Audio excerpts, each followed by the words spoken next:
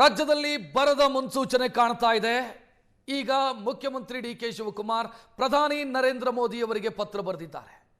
ರಾಜ್ಯದಲ್ಲಿ ಈ ವರ್ಷ 30% ಮಳೆಯ ಕೊರತೆಯಾಗಿದೆ. ರಾಜ್ಯದಲ್ಲಿ ಬರಗಾಲದ ಮುನ್ಸೂಚನೆ ಕಾಣ್ತಾ ಇದೆ.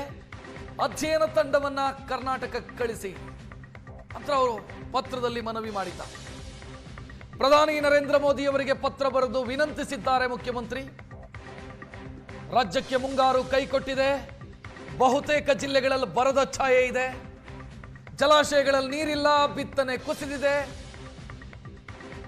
ಕೇಂದ್ರ ಸರ್ಕಾರದಿಂದ ಅಧ್ಯಯನ ತಂಡ ಕಳಿಸಿ ಅಂತ ಮುಖ್ಯಮಂತ್ರಿ ಮನವಿ ಮಾಡಿರೋದು. 2 ಪುಟಗಳ ಪತ್ರದಲ್ಲಿ ರಾಜ್ಯದ ಪರಿಸ್ಥಿತಿಯ ಬಗ್ಗೆ ಅವರು ವಿವರಿಸಿದ್ದಾರೆ. ಮುಖ್ಯಮಂತ್ರಿಗಳು ಕೊಟ್ಟಿರುವಂತ ಅಧಿಕೃತ ವಿವರಣೆ ಏನಿದೆ ಆತಂಕಕಾರಿಯಾಗಿದೆ.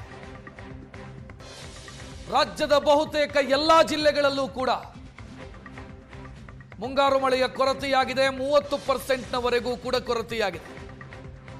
ಅದು ಜುಲೈ 11ರವರೆಗಿನ ಅಂಕಿಅಂಶವನ್ನ ಪ್ರಧಾನಿಗೆ ಮುಖ್ಯಮಂತ್ರಿ ಡಿ.ಕೆ. ಶಿವಕುಮಾರ್ ಕೊಟ್ಟಿರೋದು.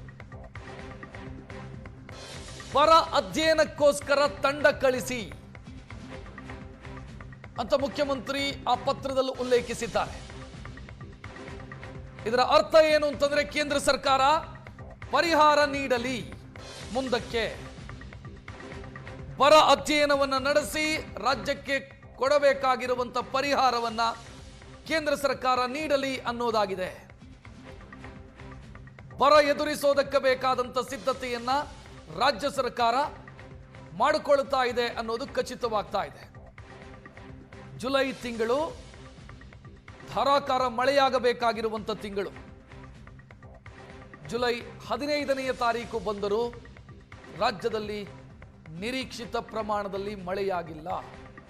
ಅತ್ಯಂತ ಹೆಚ್ಚು ಮಳೆಯಾಗುವಂತ ಜಿಲ್ಲೆಗಳಲ್ಲೇ ಮಳೆ ಇಲ್ಲ.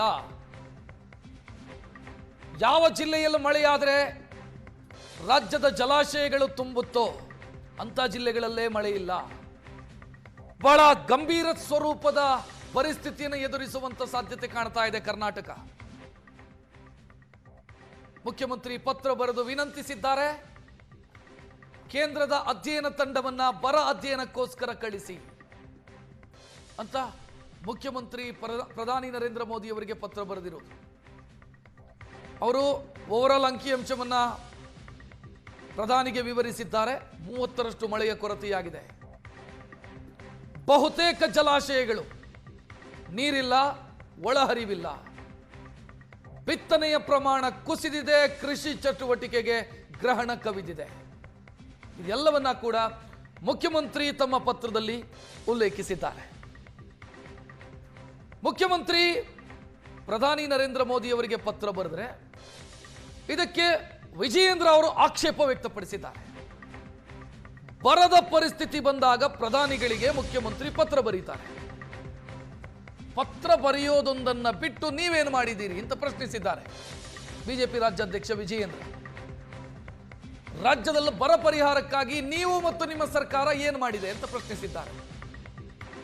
ರಾಜ್ಯದಲ್ಲಿ ಇಲ್ಲಿವರೆಗೆ ಕೃಷಿ ಸಚಿವರು ಇಲ್ಲ, ಕಂದಾಯ ಸಚಿವರು ತುಮಕೂರು ಬಿಟ್ಟು ಆಚೆ ಬರ್ತಾ ಇಲ್ಲ, ಗ್ರಾಮೀಣಾಭಿವೃದ್ಧಿ ಸಚಿವರು ಅರಣ್ಯ ಇಲಾಖೆ ಬಗ್ಗೆ ಮಾತನಾಡ್ತಾರೆ, ಗೃಹ ಸಚಿವರು RSS ಬಗ್ಗೆ ಮಾತನಾಡ್ತಾರೆ. ಒಬ್ಬರಿಗೂ ಜವಾಬ್ದಾರಿ ಇಲ್ಲ. ಇಂಥ ಸಂದರ್ಭದಲ್ಲಿ ರಾಜ್ಯ ಸರ್ಕಾರ ಏನು ಮಾಡಿದೆ? ಕೇಂದ್ರದ ಅಧ್ಯಯನ ತಂಡ ಬರೋವರೆಗೆ ಆದರೂ ಕೂಡ ಪರಿಹಾರವನ್ನು ಕಲ್ಪಿಸಿ. ತಿರುಪತಿ ತಿಮ್ಮಪ್ಪ ನಿಮಗೆ ಒಳ್ಳೇದು ಮಾಡಲಿ ಅಂತ ಬಿಜೆಪಿ ರಾಜ್ಯಾಧ್ಯಕ್ಷ BY ವಿಜಯೇಂದ್ರ ಮಾಡಿರುವಂತ ಪೋಸ್ಟ್ ಅನ್ನ ನೀವು ಗಮನಿಸ್ತಾ ಇದ್ದೀರಿ. ಕೇಂದ್ರ ಸರ್ಕಾರವನ್ನ ಕೇಳಿಕೊಳ್ಳೋದಕ್ಕಿಂತ ಮುಂಚೆ ನೀವೇನು ರಾಜ್ಯದ ಜನರಿಗೆ ಮಾಡಿದ್ದೀರಿ ಅನ್ನೋದನ್ನು ಹೇಳಿ. ನೀವು ಏನು ಪರಿಹಾರ ಕಲ್ಪಿಸಿದ್ದೀರಿ ಅಂತ ವಿಜಯೇಂದ್ರ ಪ್ರಶ್ನಿಸಿದ್ದಾರೆ.